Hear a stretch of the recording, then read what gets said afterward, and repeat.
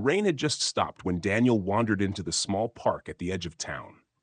He was 67, retired, and newly divorced after 40 years of marriage.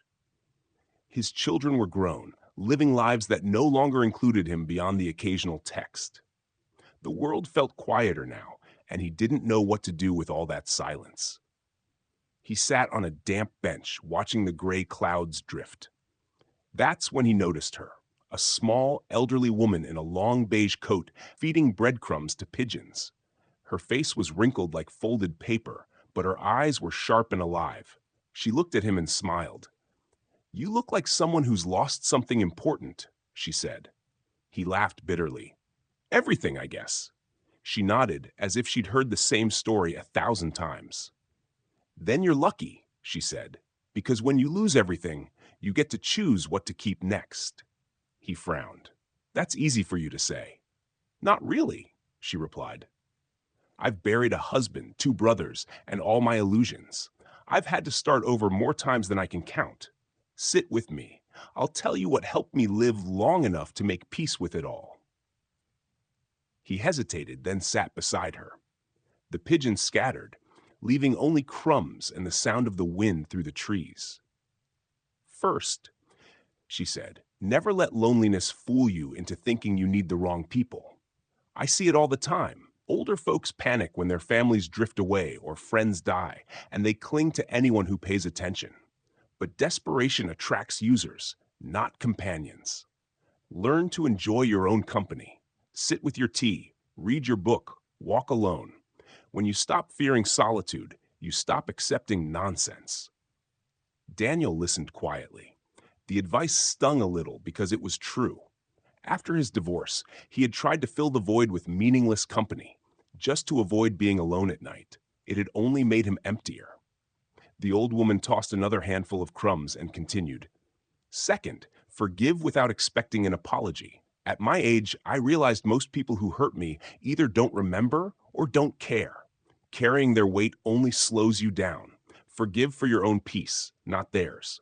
Otherwise, bitterness will eat what time you have left." He shifted, staring at the wet pavement. His ex-wife came to mind, her silence, the anger between them that had never been resolved. Forgive her? He wasn't sure he could, but for the first time, he wondered what it might feel like to try. "Third," she said softly, "take care of your body, but don't worship it. It's just a house for your spirit. Stretch it, feed it well, but accept that it will creak and crumble. The trick is to move with kindness toward yourself. Every wrinkle, every ache is proof that you've lived." Her words were gentle, not pitying. She spoke like someone who had made peace with her reflection long ago. Daniel glanced at his own hands, veins raised, skin thin. He had spent years resenting the mirror. Now it seemed almost ungrateful. The woman smiled, sensing his thoughts. "Fourth," she said, "never stop learning. Curiosity is what keeps you from turning to dust before you're buried. Read about places you'll never go, listen to music you don't understand, try to grow something, even if it's just herbs in a pot. The moment you think you've learned enough, your soul starts to shrink." He nodded slowly. Retirement had left him drifting without purpose, his mind dulling from the routine of television and quiet dinners. He had forgotten what it felt like to be curious.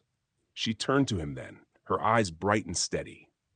"And lastly," she said, "love something, even if it doesn't love you back. A garden, a pet, the sunrise, the smell of rain. Love makes you soft, and softness is strength. People think age hardens us, but that's only if we stop loving.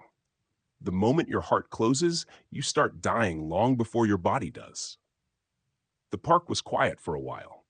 Daniel felt the weight of her words sink deep into him, heavier and truer than anything he'd heard in years. "Why are you telling me all this?" he finally asked. She smiled faintly. "Because someone once told me, when I was your age, and I promised I'd pass it on when I met someone who needed it." He looked around, wanting to ask her name, but she was already rising, brushing breadcrumbs from her coat. "You'll be all right," she said. "Just remember, life doesn't stop giving lessons because we get old.